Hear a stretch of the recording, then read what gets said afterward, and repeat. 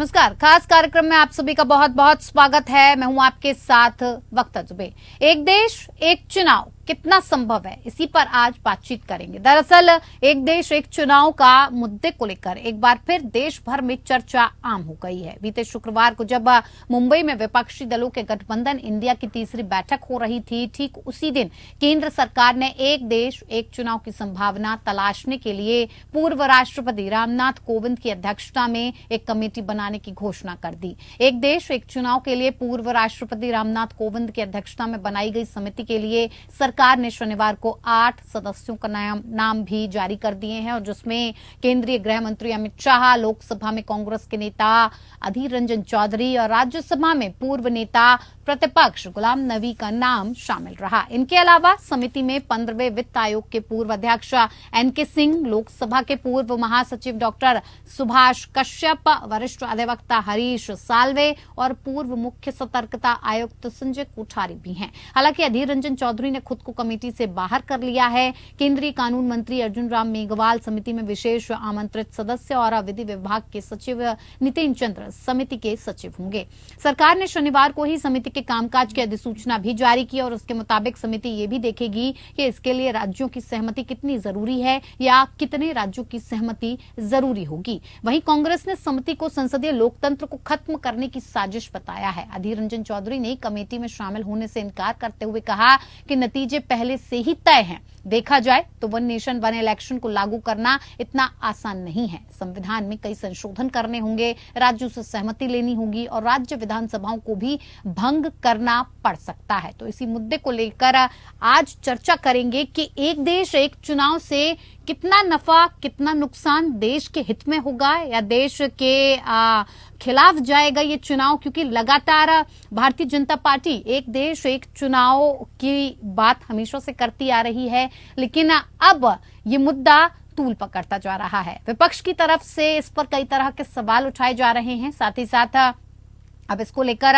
केंद्र सरकार काफी गंभीर नजर आ रही है, ये साफ तौर पर कहा जा सकता है, क्योंकि जिस हिसाब से गंभीरता दिखाते हुए केंद्र सरकार ने इसको लेकर एक कमेटी गठित कर दी, और कमेटी गठित करने के बाद लगातार इस पर काम कर रही है। 8 लोगों के नाम सामने आए हैं, और अब इसको लेकर विचार करने के लिए कमेटी का गठन केंद्र सरकार की गंभीरता को भी दर्शाता है, क्योंकि नवंबर दिसंबर में 5 राज्यों में विधानसभा चुनाव होने हैं और उसके बाद अगले साल मई जून में लोकसभा चुनाव होंगे।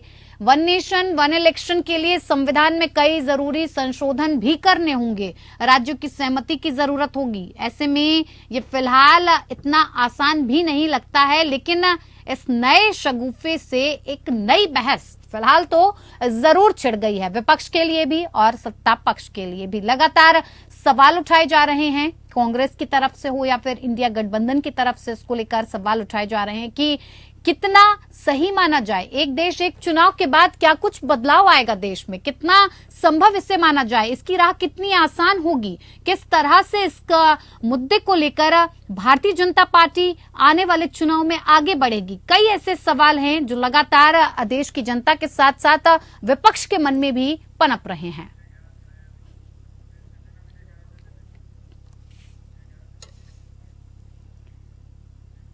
तो आज एक देश एक चुनाव ये कितना संभव है, इसी पर चर्चा के लिए हमारे साथ खास मेहमान जुड़ चुके हैं। ये कितना संभव हो पाएगा ये आज जानेंगे। हमारे साथ खास मेहमान जुड़े हैं जिनसे मैं आपका परिचय करवा देती हूँ। विजय खेरा प्रवक्ता बीजेपी हमारे साथ जुड़े हैं, बहुत स्वागत है सर आपका। साथ ही साथ संदीप त्रिपाठी नेता कांग्रेस के हैं जो हमारे साथ जुड़ चुके हैं, सर आपका भी बहुत स्वागत है। और साथ ही साथ ऋषिपाल सिंह अधिवक्ता सुप्रीम कोर्ट भी हमारे साथ जुड़े हुए हैं, ताकि उनसे भी ये हम बेहतर तरीके से जान सकें कि आने वाले वक्त में जब एक देश एक चुनाव की बात हो रही है तो संविधान में इसकी कितनी जगह है, संविधान इसकी इजाजत देता है या नहीं देता है, अगर देता भी है तो किस तरह से संविधान में संशोधन करने की जरूरत पड़ेगी। ये सारे सवालों के जवाब हमारे साथ जो जुड़े हैं ऋषिपाल सिंह जी वो हमें देंगे। फिलहाल शुरुआत में सबसे पहले सर विजय खेरा जी आपसे ही करना चाहूंगी।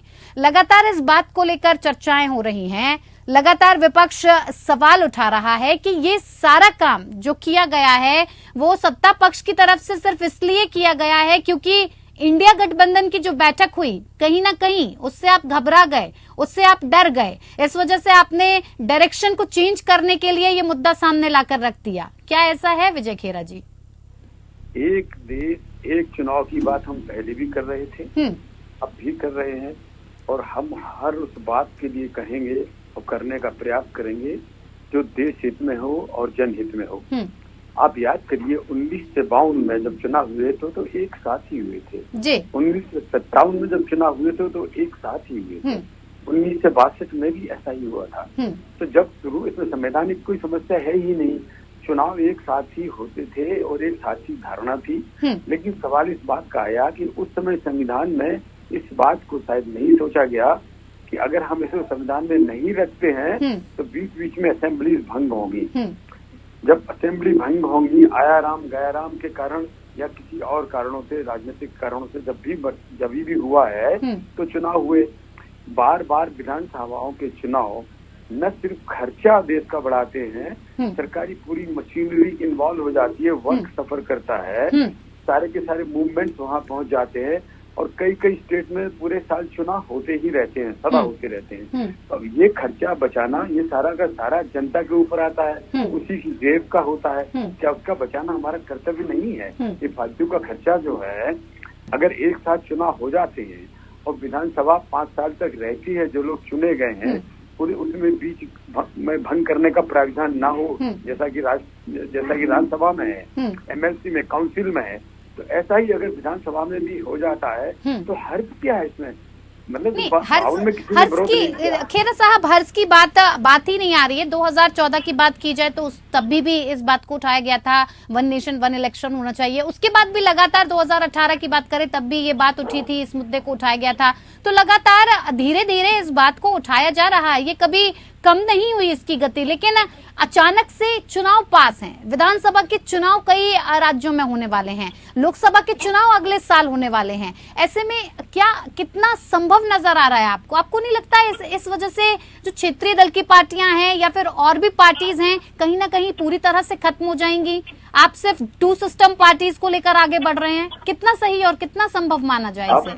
आप तो ये कभी भी होता तो भी कहते, 6 महीने पहले होता तो कहते कर्नाटक में चुनाव है, उसके 6 महीने और साल भर पहले होता तो कहते उत्तर प्रदेश में चुनाव है, उसके पहले होता तो फिर 5 स्टेट में चुनाव हो रहे थे, अब फिर चुनाव होंगे, उसका लोकसभा की चुनाव। ये प्रक्रिया जो बराबर साल भर चलती है, इससे जनता भी परेशान है। खर्चा हमने बताया देश का होता ही है, वरना सन 52 में जब हुए थे तो कांग्रेस ने क्यों कराए एक साथ? जब 62 में हुए तो क्यों कांग्रेस ने एक साथ कराए? क्यों ये प्राविधान था? असेंबली के और लोकसभा के चुनाव विधानसभा के एक साथ ही होते आए थे। लेकिन चूंकि ये कमी महसूस उस समय नहीं की होगी कि ये भंग हो जाएगी, तब क्या होगा? अब आप समझिए, इतनी आर्मी की मूवमेंट होती है, पुलिस की मूवमेंट होती है, इतने सब टीचर्स लग जाते हैं, बच्चों की पढ़ाइयाँ सफर करती हैं, सरकार में कामकाज सफर करता है, पूरे साल कहीं ना कहीं चुनाव होते ही रहते हैं। इससे बचने में हर्ज क्या है? मुझे एक बात बता दें, वो कि इससे नुकसान क्या है? ठीक है, हमारे साथ संदीप, नुकसान बता दें, ये नुकसान है, मान जाऊंगा। ठीक है विजय खेरा जी, हमारे साथ संदीप त्रिपाठी भी जुड़ चुके हैं कांग्रेस से। संदीप जी, आपका भी बहुत बहुत स्वागत है कार्यक्रम में। विजय खेरा जी कह रहे हैं दिक्कत परेशानी आखिर क्या है? कमेटी का गठन हो चुका है, कमेटी के नाम दे दिए गए हैं, कांग्रेस की तरफ से भी अधीर रंजन चौधरी को उसमें शामिल करने की बात कही गई है, लेकिन वो तो इनकार कर रहे हैं।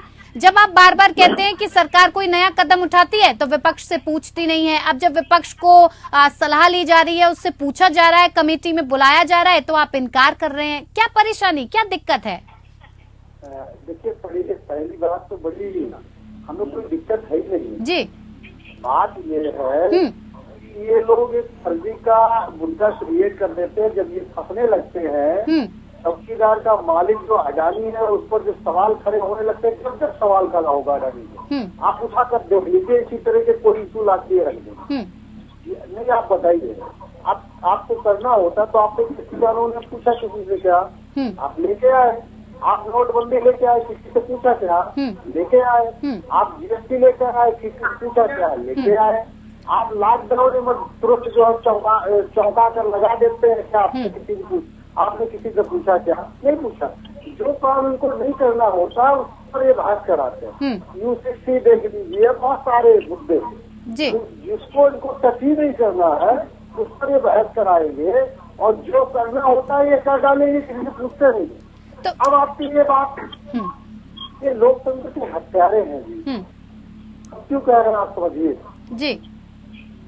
जम्मू कश्मीर में 370 संशोधन के नाम पर आज वहाँ पर जनप्रतिनिधि विहीन कर दिया पूरे जम्मू को। सोचिए, कहाँ मतलब आप कह रहे थे टेंशन खत्म कर रहे हैं, वहाँ पर शांति ला रहे हैं। आज लगभग 4 साल होने को है, वहाँ पर चुनाव, कोई जनप्रतिनिधि ही नहीं है। ये लोकतंत्र की बात करेंगे, लोकतंत्र नहीं संदीप जी इससे आपको और एक बात, अभी और सिर्फ जम्मू ही क्यों, चले जाइए आप महानगर पालिका मुंबई, चुनाव नहीं करा पा रहे हैं। ये चाहते हैं कि इसी तरीके के मोदी को डर है, वो घबरा गया है। जैसे तानाशाह हिटलर जब डर गया था तो वो बमबाजी, दूसरों को मारने शुरू कर दिया। नहीं संदीप जी देखिए मुद्दा एक देश एक चुनाव को लेकर है। सुनिए आप सुनिए संदीप जी, मुद्दे से मत भटकिए। इससे विपक्ष को क्या नुकसान, क्या फायदा, क्या नुकसान है किसी तरह का? अच्छा ये ठीक है, चांद पर घर बनाने, आपको घर बनाना है, हम आपकी उस जमीन लेके चांद पर, अब ये बताइए आपको वहाँ रहना ठीक रहेगा कि नहीं ठीक रहेगा? चलिए आप ही बता दीजिए, आपसे पूछ रहा हूँ। चांद पर हम जमीन आपको दे रहे हैं, रहना ठीक रहेगा? अच्छा मुझे चांद पे जाना होगा तो मैं जाऊंगी, मुझे नहीं जाना होगा वो मेरी मर्जी है। मैं एक देश एक चुनाव को लेकर आपसे पूछ रही हूँ, आप मुद्दे को घुमाइए मत। अरे कहाँ को छटकर बात क्यों, इसका कोई आधार नहीं। ये बता सकते हैं कि बिल आ रहा है कि नहीं आ रहा है? अगर मान लीजिए अभी जो सत्र बुलाया इन्होंने इमरजेंसी में, इसका कोई ये मतलब समझिए, आपको हम निमंत्रण दें कि कृपया आप आइए हमारे घर निमंत्रण, और हम ही को नहीं पता है कि निमंत्रण किस लिए दे रहे हैं।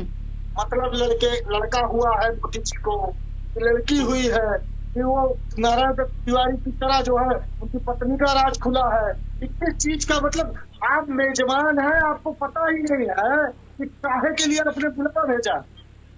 कभी हुआ इस विजय केरा जी? जी आप बताइए। पहली बात तो ये बता दें, अभी ये कह रहे लोकतंत्र की हत्या होगी। 1952 में पंडित जवाहरलाल नेहरू ने लोकतंत्र की हत्या की थी। इसका मतलब 1962 में लोकतंत्र की हत्या जम्मू में चुनाव क्यों नहीं हो रहा है? 15 साल एक रुकिए संदीप जी रुकिए। हमने जो सवाल पूछा, जम्मू कश्मीर में चुनाव क्यों नहीं हो रहे हैं, महानगर पालिका के चुनाव मुंबई में क्यों नहीं हो रहे हैं? ये जवाहरलाल नेहरू। देखिए विजय केरा जी, विपक्ष लगातार इस बात का सवाल उठा रहा है कि लगातार मुद्दे से भटकाने का पूरा प्रयास किया जा रहा है। जनता पार्टी पहले इनकी बात का जवाब तो सुनिए कि इनके मतलब नेता लोकतंत्र की हत्या करते रहे 15 साल।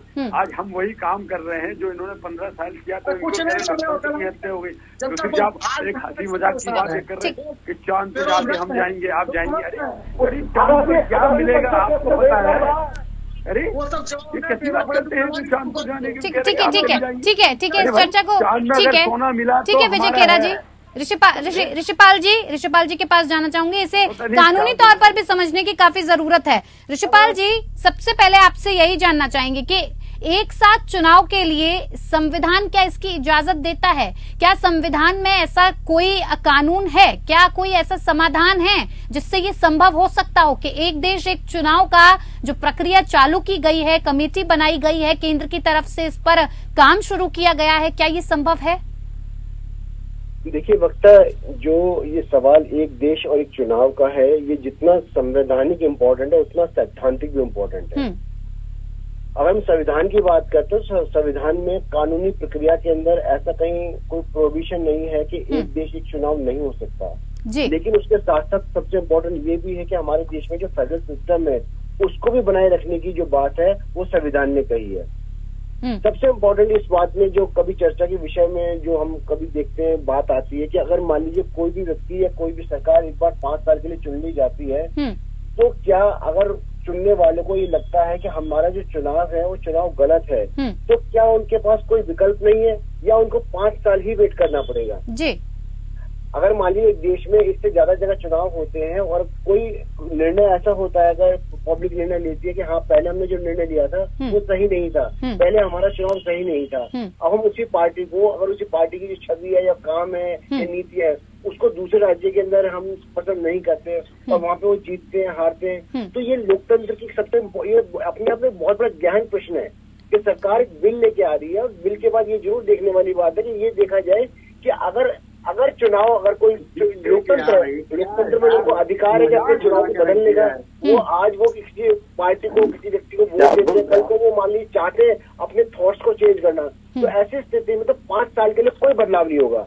लेकिन आज जो हो गया, जैसे अभी खिरा साहब ने बताया कि व्यवस्था ऐसी होगी कि वही नहीं, सब विधानसभाएं भंग नहीं हुई, जैसे राज्यसभा ऐसे विधानसभाएं चलती रही। तो ऐसी स्थिति में अगर सैद्धांतिक तौर पर उसको देखा जाएगा तो लोकतंत्र के लिए एक ये प्रश्न बहुत इम्पोर्टेंट है कि पब्लिक के पास में जो चुनाव का अधिकार है, जो ये चुनना कि हाँ भाई ठीक है, हमारा पहले निर्णय जो था वो गलत था और अब हम उसको बदलाव चाहते हैं अपने निर्णय में, अपने खुद के निर्णय में।